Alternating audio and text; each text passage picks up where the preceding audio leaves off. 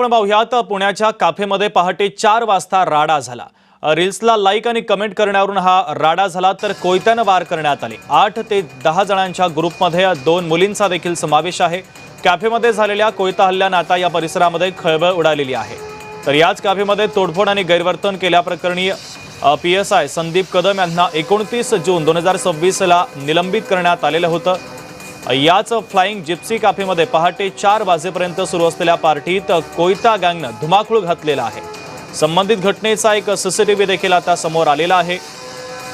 कोयता गँगच्या या राड्याने आता परिसरामध्ये खळबळ उडालेली आहे। या कॅफेमध्ये पहाटे 4 वाजता हा सगळा राडा झाला। लाईक कमेंट वरून थेट कोयत्याने वार करण्यात आलेले आहेत।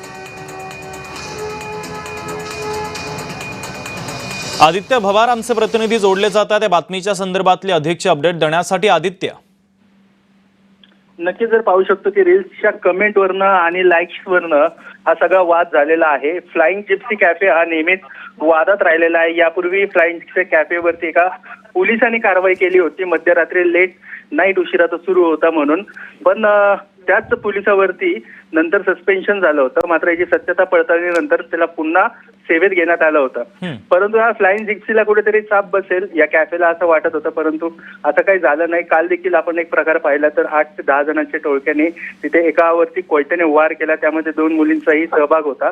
आणि हे सगळं होत असताना ते सगळं फ्लाइंग जिप्सी कॅफेच्या अंतर्गतच होत आहे, त्या कॅफेमध्येच होत आहे। आणि त्यामुळे हा फ्लाइंग जिप्सी कॅफे पुन्हा एकदा वादाच्या भोवऱ्यात सापडलेला आहे।